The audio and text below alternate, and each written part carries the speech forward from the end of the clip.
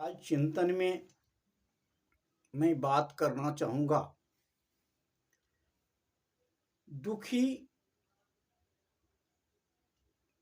बूढ़ा बूढ़ी की। जो उम्र का 70 पार कर जाता है उसका बेटा किस तरह माँ बाप के साथ व्यवहार करता है, उससे उसको देख करके बहुत आहत होता है मन को। एक दो चार नहीं बल्कि अधिकतर परिवार में ऐसा देखने को मिला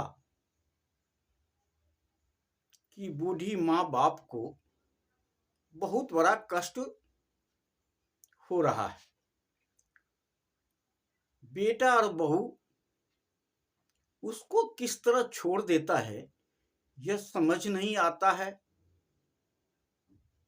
लगता है कि माँ बाप का कोई रिश्ता ही नहीं है बेटा से।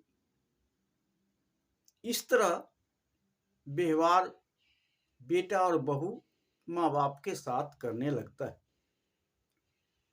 जब तक वह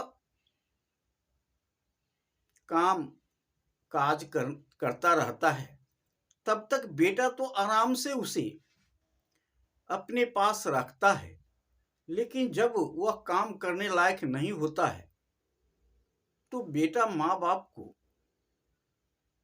छोड़ देता है। उसके पालन पोषण का भी जिम्मेदार नहीं होता है और गांव के लोग भी देखते हैं कि कुछ नहीं बोलता है, उसके ऊपर कुछ कहता नहीं है, केवल देखता रहता है, इधर उधर टिका टिप्पणी करता रहता है कि उसको देखो उसके बेटा ने उसके बाप को क्या किया, उसके उसके साथ ऐसा हो रहा है, उसके साथ वैसा हो रहा है और धीरे धीरे सबके साथ वैसा होता है। समझ नहीं आ रहा है कि इसका समस्या का समाधान क्या है। और इससे मैं दुखी चल रहा था, मन में ही सोच रहा था कि इसका समस्या का कैसे निदान हो सकता है कि माँ बाप को इतना कष्ट न हो, इतना दुख न हो जो कि बेटा माँ बाप को घर से निकाल दे या खाना पीना का चिंता न करे। तो उसके बाद मैं सोचता था, लेकिन एक दिन मैं अतिथि के पास गया हुआ था और उस गांव में एक पंचायत थी, दो भाई का बंटवारा, और कुटुंब के साथ मैं भी वहीं पहुंच गया और दोनों भाई के बीच में बंटवारा हो रहा था और मैं सुन रहा था। 25-30 पंच फैसला कर रहे थे, बैठे हुए थे और दोनों भाई बांटना चाह रहा था। सवाल रखा कि हम लोग दोनों भाई बांट लेंगे। तो पंचों ने कहा कि जब बांट लोगे तो बांट लो, कैसे बांटोगे, सब अपना अपना बताओ किस तरह से बांटोगे। पंच दोनों भाई से पूछा, उसके बाद उसके पिताजी से पूछा कि आपका क्या इच्छा है। पिता बोलता है कि मुझे कोई इच्छा नहीं है, क्योंकि उस समय तक बाप को इतना विश्वास होता है बेटा के प्रति कि अपने लिए कुछ नहीं सोचता है। माँ बाप अपने लिए कुछ नहीं सोचता है, इतना विश्वास होता है, और वही बाद में चल करके उसके साथ विश्वघात होता है। तो माँ बाप कहा कि मुझे कुछ नहीं चाहिए, मुझे कोई बेटा रखे, चाहे छोटा रखे चाहे बड़ा रखे, मैं किसी बेटा में रह जाऊंगा, जो रखेगा रह जाऊंगा, यही कहने लगा। तो पंच बोला कि तो आपके लिए, माँ बाप के लिए कुछ तो नहीं चाहिए अलग से? तो कहता है कि नहीं, मैं क्या करूंगा लेकर के अलग से, मुझे तो 2 पेट खाना है और कुछ नहीं चाहिए, कपड़ा लत्ता चाहिए और कुछ नहीं चाहिए। और पंच भी आगे कुछ नहीं सोचता और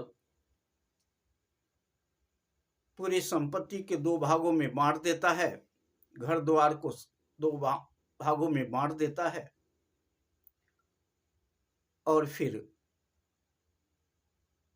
आगे जो कहानी होता है, जो मैंने देखा उसी तरह का वो आगे कहानी होता है।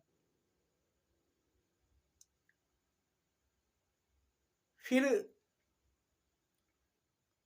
मुझसे नहीं रहा गया, मैं बीच में बोला कि माँ बाप जो कह रहा है कि मुझे कोई भी बेटा रखे,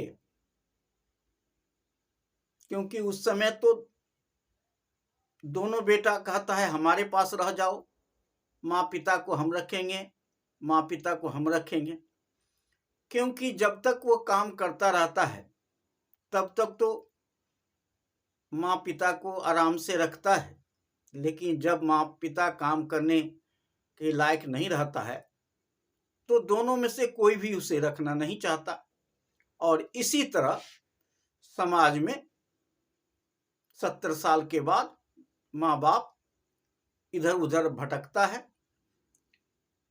खाना भी नहीं मिलता, कपड़े नहीं मिलता, और बेटा बहू से उल्टी उल्टी बात भी सुनता है। तो मैंने कहा कि आज माँ बाप बोल रहा है कि हमें कुछ नहीं चाहिए,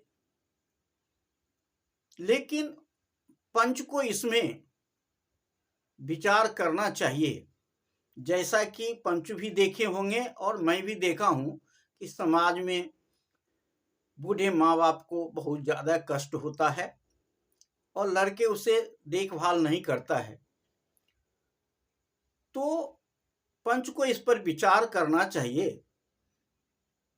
कि एक हिस्सा माँ बाप के लिए भी लगा देना चाहिए, और जो भी बेटा रखे उसे उसके साथ वह हिस्सा को जोड़ देना चाहिए। जिस दिन वो नहीं रखेगा उस दिन माँ बाप उससे अपना हिस्सा अलग कर लेगा, तो उसकी जिंदगी अच्छी तरह कट सकता है। क्योंकि जब हिस्सा माँ बाप को नहीं होता है तो अपने रिश्तेदार या अपने बेटी को भी माँ बाप बुला नहीं पाता है और न उसको रख पाता है, क्योंकि उसके पास कुछ होता नहीं है, हाथ से सब कुछ निकल जाता है।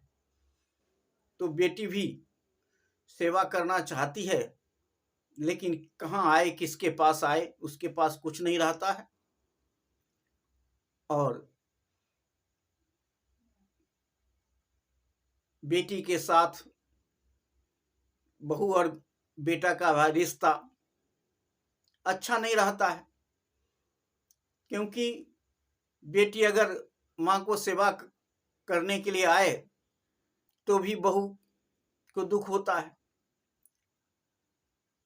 तो एक पंच के बीच में मैंने यह प्रश्न रखा कि माता पिता को भी एक हिस्सा बेटा के साथ लगा देना चाहिए और घर में भी एक हिस्सा लगा देना चाहिए। इस समय तो पिता भी अगर घर बनाता है, बेटा के लिए 2 बेटा है तो 2 घर बनाता है, अपने लिए घर नहीं बनाता है।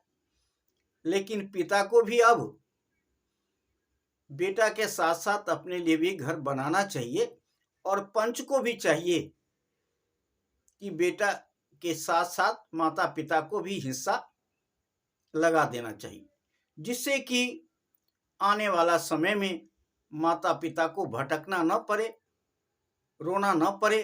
किसी न किसी सहारा अगर उसके पास कुछ रहता है तो उसके लिए बेटी भी सहारा बन सकती है और समाज के लोग भी कोई न कोई सहारा दे सकता है। लेकिन जब तक कुछ नहीं रहता है तो उस माँ बाप को कोई सहारा देने वाला नहीं रहता है, इसलिए उसका हिस्सा लगा देना चाहिए। यह बात पंच के दिमाग में बैठ गया और दो बेटा के साथ साथ पिता को भी हिस्सा लगा दिया गया और कहा कि जो बेटा माता पिता को रखेगा तो उसमें पिता रहेगा। अब दोनों बेटा कहता है कि मेरे साथ पिताजी रहेंगे, मेरे साथ पिताजी रहेंगे, मैं ना, तो उसमें जो भी पंच है जो कर देगा, जिसके साथ रहना, माँ पिता जिसके साथ रहना चाहेंगे उसके साथ पंच को रख देना चाहिए माँ पिता को, क्योंकि माँ पिता की इच्छा पे छोड़ देना चाहिए। जहां वो रहना चाहे उसके साथ रहे, लेकिन माता पिता को हिस्सा लगा देना चाहिए।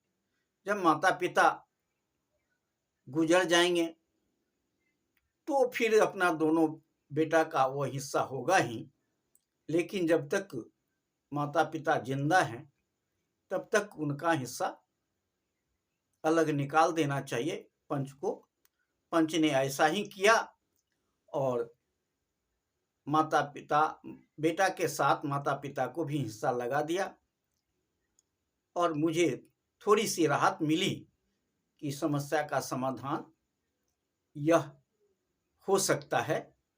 अगर ऐसा ही पंचायत में पंच ऐसा करें तो बहुत अच्छा होगा, मैं यही सोच रहा हूँ। बस आज इतना ही। जय हिंद, जय भारत।